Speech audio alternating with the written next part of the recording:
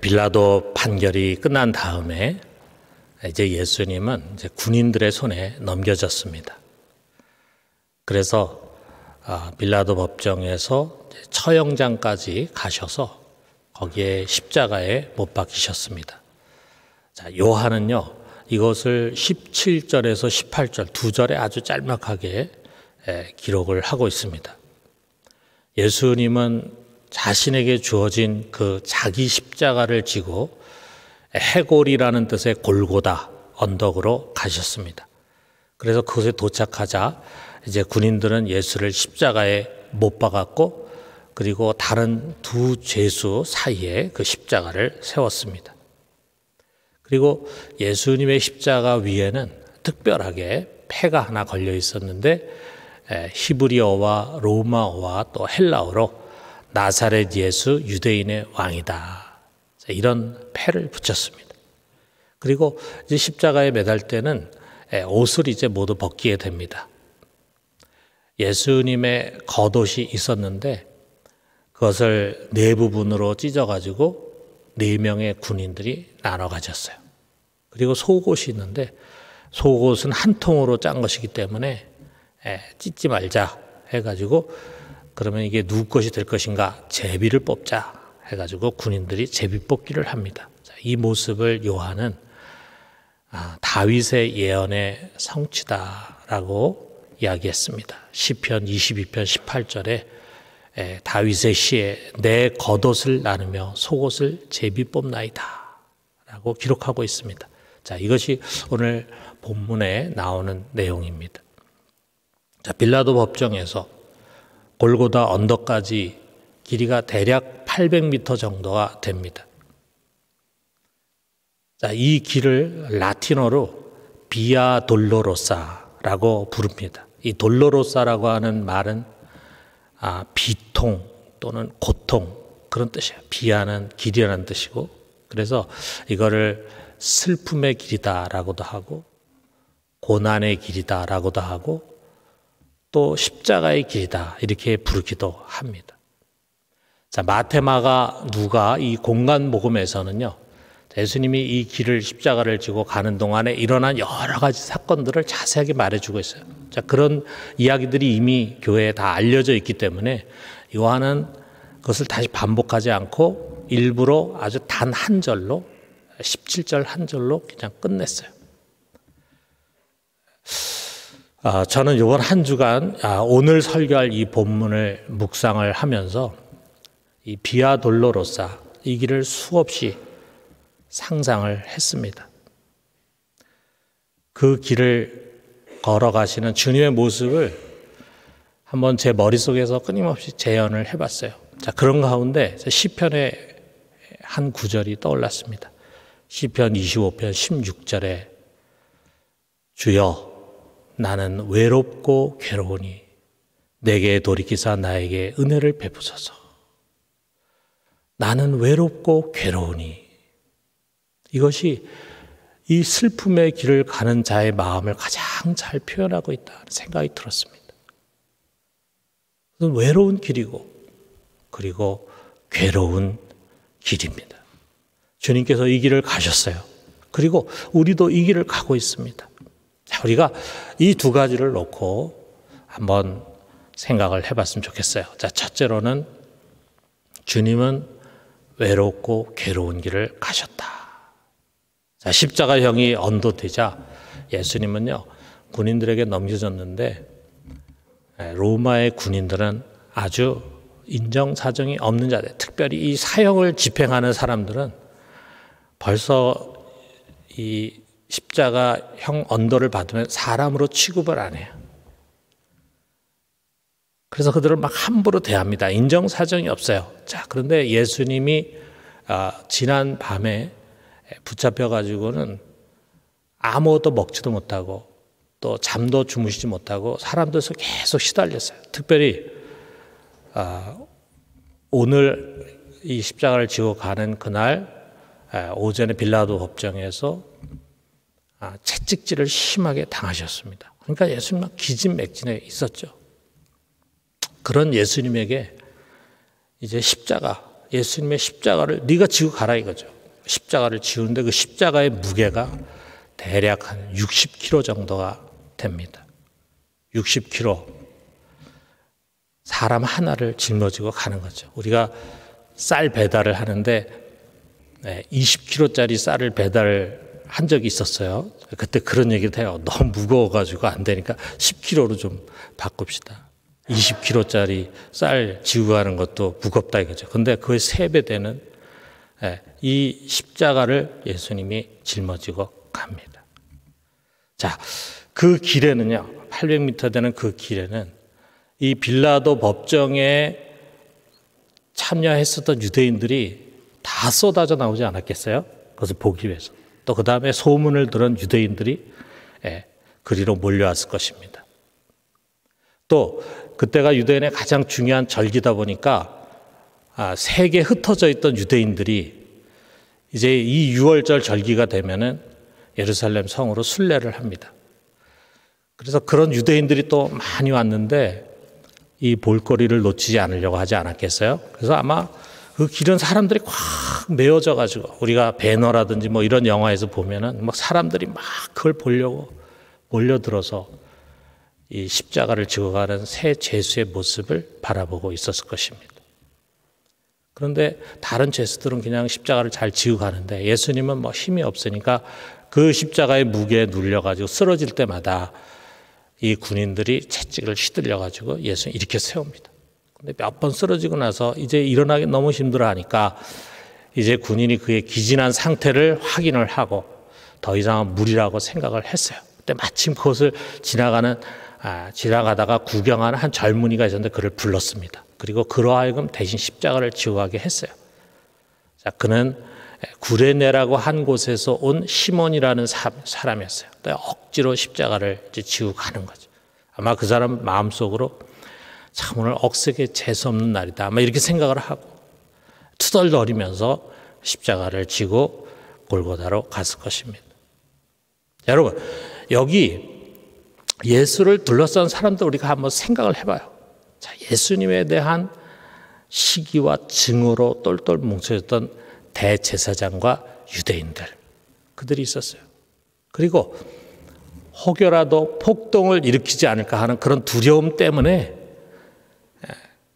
자기의 보신과 그리고 영달을 위해서 죄가 없는 예수에게 십자가형을 언도한 빌라도, 그리고 여기 구경하는 구경꾼들 중에는 한때 예수를 메시아라고 환호한 사람들 있었을 거예요. 그리고 막 그를 뒤쫓기도 하고 어떻게든지 병을 고침받기 위해서 그에 가까이 가려고 했던 그런 사람도 있었을 것입니다. 그런데 그들은 지금 십자가를 지고 가고 있는 이 무기력한 죄수 예수를 바라보면서 실망하고 분노하고 또 손가락질을 하고 있습니다.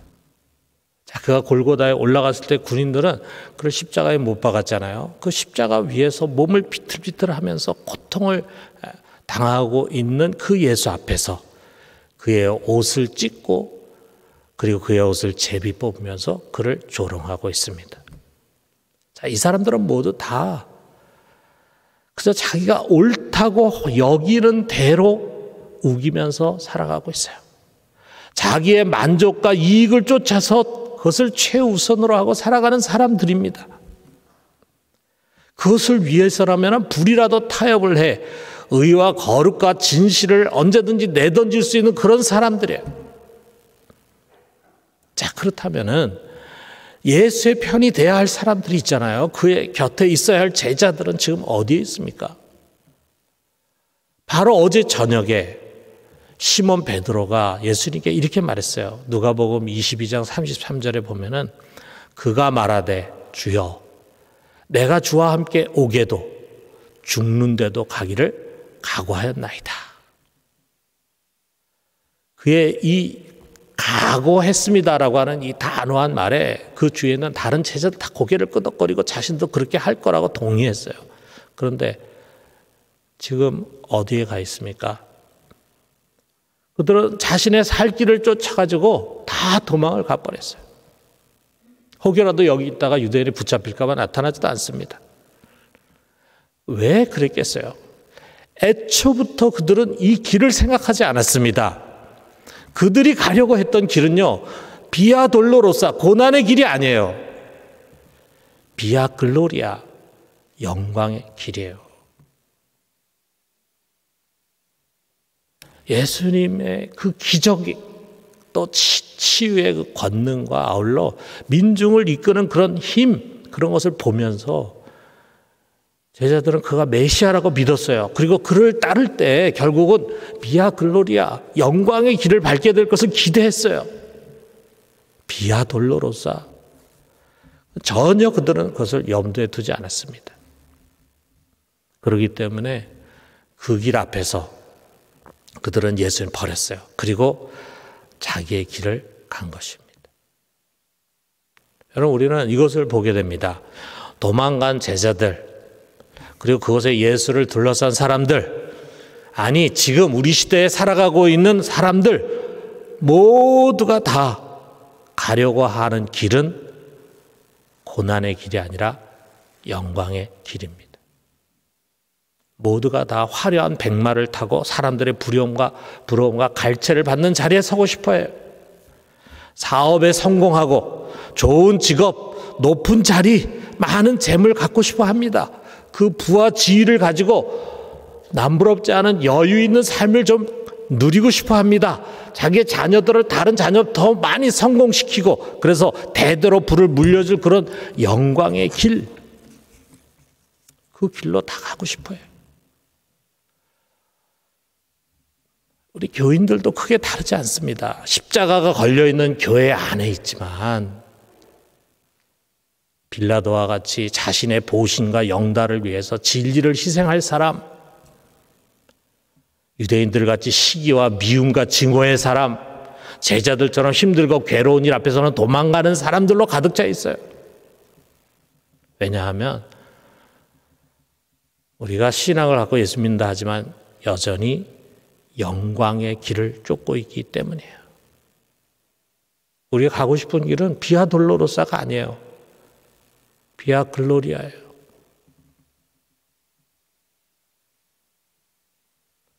그러나 여러분, 예수님은 홀로 영광의 길이 아니고 슬픔과 고난의 길을 택하셨습니다. 이 세상을 구원하려고 하는 하나님의 뜻을 이루기 위해서 자기 홀로 외롭고 괴로운 길을 가셨습니다. 그리고 십자가, 그 뒤에 오게 될 부활의 영광, 그분은 그 영광을 바라보셨어요. 그러면서 모든 사람들이 가고 있는 비아 글로리아를 거스르고 당당히 비아 돌로로사를 택하셨습니다. 그리고 여러분, 이제 그의 피로 속량을 받은, 구원을 받은 우리들에게 단호하게 말씀하십니다. 요한복음 21장 22절 하반절 보니까 말씀합니다. 너는 나를 따르라. 너는 지금까지 내 마음대로 살던 그 길에서 돌이켜서 이제는 내 뒤를 쫓으라. 어떻게 우리가 그의 뒤를 쫓습니까? 그가 한 그대로 하는 거야. 그가 말씀하셨어요. 마가복음 8장 34절에 보니까 누구든지 나를 따라오려거든 자기를 부인하고 자기 십자가를 지고 나를 따를 것이니라. 이것입니다. 사랑하는 성도 여러분, 주님은 오직 복음을 위해서 무거운 십자가를 지고 비아 돌로로사의 좁은 길을 가셨습니다. 채찍의 아픔과 수치와 모멸을 끊임없이 당하면서 가셨습니다. 자기를 편안하게 하고 즐겁게 하고 영화롭게 할 그 모든 것을 부인하고 오직 하나님의 뜻을 이루기 위해서 외롭고 괴로운 길을 가셨습니다. 여러분, 우리도 그 뒤를 쫓아야 합니다. 우리가 가야 할 길은 영광의 길이 아닙니다. 우리 잠시의 즐거움, 세상 영광에 우리를 빼앗기지 말고 도리어 우리 자신을 쳐서 복종을 시켜 자신에게 주어진 십자가를 거절하지 말고 그것을 짊어지고 우린 주님의 뒤를 쫓아야 합니다. 이것이 우리가 진정으로 사는 길이고 우리의 짧은 인생이 성공하는 길이고 영원한 영광을 얻는 길입니다. 우리 모두 비아 돌로로사로 가신 우리 주님의 뒤를 따르는 참 제자들이 되기를 주님의 이름으로 축원합니다. 자, 두 번째로 우리가 외롭고 괴로운 길을 가고 있다. 자, 우리는 먼저 고난 당하신 예수님, 그 고난의 길을 가시는 예수님 생각했어요. 자, 그 다음에 우리 고난을 당하는 인간을 우리가 돌아봐요. 자, 이 외롭고 괴로운 길을 힘겹게 가는 우리 인간들입니다. 자, 우리가 다윗의 시로 다시금 돌아봐요. 아까 우리가 읽은 시편 25편 16절에 다시 보면은 그가 고백합니다. 주여, 나는 외롭고 괴로우니 내게 돌이켜사 나에게 은혜를 베푸소서. 수천 년 전, 오래전, 예수님이 태어나기 훨씬 전 가나안 땅의 최고 권력자인 사울 왕의 눈밖에 나서 그에게 쫓기면서 광야와 사막을 돌아다녔을 다윗을 우리가 상상해 보게 됩니다.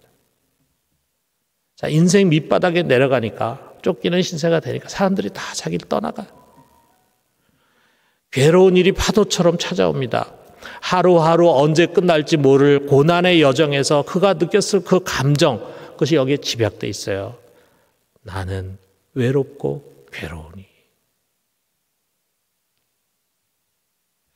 그런데 이 다윗의 오버랩되는 사람이 또 있습니다.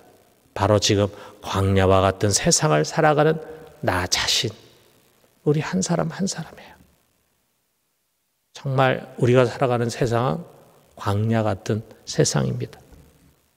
거칠고 궁핍하고 시험이 많고 그러면서도 참 외로운 인생길입니다.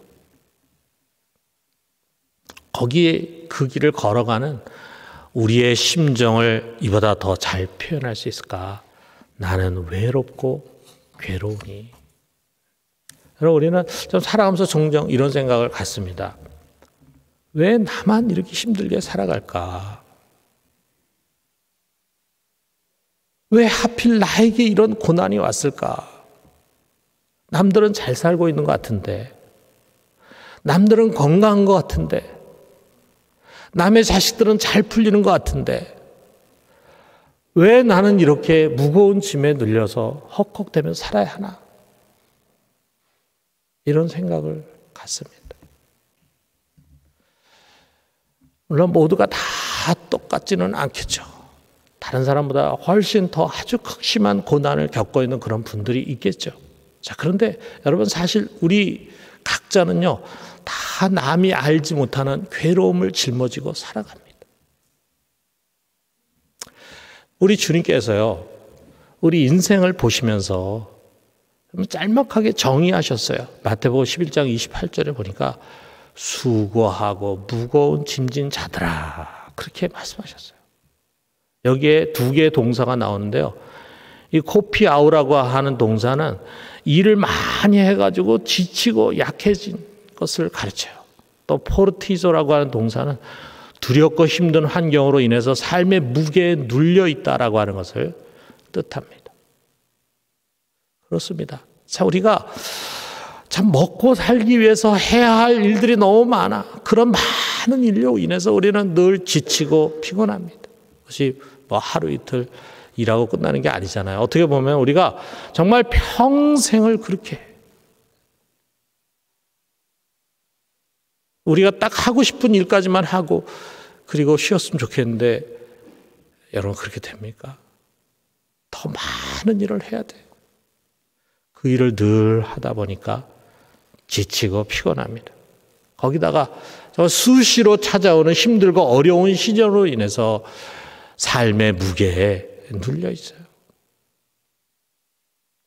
예수님이 참 이 우리의 삶의 모습을 정확하게 보시고 너 수고하고 무거운 짐진 자요 라고 우리를 부르십니다.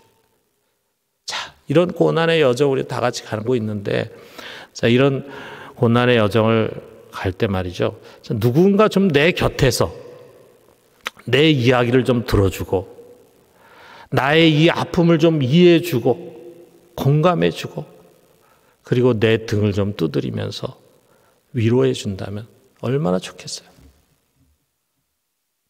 근데 그런 사람이 만약에 나에게 있으면은 내가 당하고 있는 이 고난이 반감이 될 텐데, 그런데 유감스럽게 그런 사람이 없습니다. 여러분 있습니까? 자, 우리가 시편 중에 보면은 아무 제목이 없는 것이 있는데 어떤 거는 그 시의 배경이 되는 제목이 있는 것들이 있어요. 근데 아주 특이한 제목이 있는 시편이 있는데 시편 102편이에요. 그 시편 102편 앞에 제목이 뭐냐면 이거예요. 고난 당한 자가 마음이 상하여 그의 근심을 여호와 앞에 토로하는 기도. 이렇게 돼 있어요. 고난을 당해서 마음이 상했어요.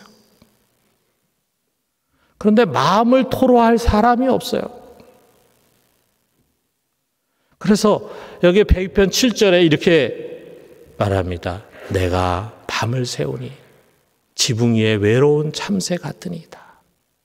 여러분 혹시 참새를 관찰해 본 적 있습니까? 참새 보면은요 이렇게 떼지어 몰려 다닙니다. 자, 그런데 그런 무리에서 떨어져 나온 참새 한 마리가 지붕 위에 앉아 있어요. 그리고 거기서 밤을 새웁니다. 무엇이 느껴집니까? 외롭다 이거죠. 외롭다. 그런데 시인이 자신의 모습을 그 지붕 위에서 밤을 새우는 참새로 묘사를 하는 거예요. 자, 여러분 우리 주위에 얼마나 많은 사람들이 있습니까? 직장에 가도 사람 많이 있고 또 가정에 가족들 많이 있고 많은 사람들과 엮이면서 우리가 살아가고 있잖아요. 그런데 우리가 참 외롭습니다. 우리 마음 깊은 곳에 감춰진 괴로움을 정말 마음을 놓고 토할 그런 사람이 없어요. 나는 외롭고 괴로우니 이 말씀이 공감이 갑니다. 그런데 이런 우리들에게 함께 동행하는 분이 계십니다. 그는 저 높은 고난이 없는 그런 영광의 보호자에만 계셨던 분이 아니에요. 그는 이 땅에 내려와서 우리가 당한 모든 시험과 고난을 친히 당하셨어요. 아니 그보다 몇 배 괴로움을 당하셨어요. 죄가 없는 분이지만 온갖 거짓 증거로 고소를 당하고 마침내 십자가형을 언도받은 그야말로 억울한 재판을 당하신 분입니다. 수많은 사람들의 비난과 지탄 가운데서 자기 십자가를 지고 비아 돌로로사를 걸어가신 분입니다. 골고다 언덕에 이르러서 그 십자가에 매달리신 분입니다. 거기서 말로 표현할 수 없는 고난과 아픔을 당하신 분이에요. 사람들에게 버림받았고 그리고 마지막에는 하나님으로부터 버림받는 정말 이 세상에 아무도 없는 그 외로움을 겪으신 분 우리 주님 예수 그리스도이십니다. 그 온갖 고난을 몸소 겪으신 그 고난의 종이 우리 가운데 오셔서요. 우리의 고난에 같이 연대를 하시는 거예요. 그리고 우리의 괴로움에 함께 하십니다. 그분은 상하고 눌린 내게 오셔서 말씀하실 것입니다. 힘들지. 우리가 정말 어려움 당하는 사람 위로할 때 우리가 할 수 있는 말이 그거잖아요. 많이 힘들게 해서 힘들지. 너의 아픔을 내가 잘 안다. 나는 더 큰 아픔을 당했으니까. 너의 괴로움을 내가 잘 알아. 나는 더 큰 괴로움을 당했으니까. 그것이 얼마나 힘들고 얼마나 견디기 어려운 것인지 나는 잘 안다. 여러분, 정말 주님이 그렇게 말씀하십니다. 여러분, 고난을 당하는 사람에게 다른 무슨 말이 필요하겠어요? 우리 주님께서 우리 곁에 찾아오셔서 그 말씀을 해주십니다. 여러분, 우리가 이 음성을 들어야 합니다. 나의 아픔을 잘 알고 내가 당한 고난을 이해하고 불쌍히 여기신다고 하는 그 말씀보다 더 큰 위로가 어디에 있겠어요? 만일 나의 괴로움을 감찰하시고 긍휼히 여기시는 그 음성을 듣는다면, 우리가 정말 그 음성을 들을 수 있다면요, 우리도 모르는 가운데 감동의 눈물이 흘러날 것입니다. 그것은 영혼 깊은 곳에서 솟아난 은혜의 눈물이에요. 치유의 눈물이에요. 여러분, 우리가 이런 눈물을 흘려야 돼요. 그러다 보면 자기도 모르게 마음속 깊은 곳에 자리 잡았던 원망과 분노와 증오와 절망이 눈 녹듯이 사라져 버릴 것입니다. 사랑하는 성도 여러분, 우리 고난의 주님이 우리 곁에 계십니다. 우리가 이것을 굳게 믿읍시다. 그러면 우리가 비록 이 외롭고 괴로운 일을 걸어가지만 그러나 우리는 담대해질 것입니다. 내가 사망의 음침한 골짜기를 지날지라도 해를 두려워하지 않을 것을 주께서 나와 함께 하심이라. 그의 지팡이와 막대기가 나를 안위하시나이다. 오늘 우리 모두가 이 주님의 음성을 듣고 다시 그 위로와 평강과 소망을 회복할 수 있게 되기를 주님의 이름으로 축원합니다.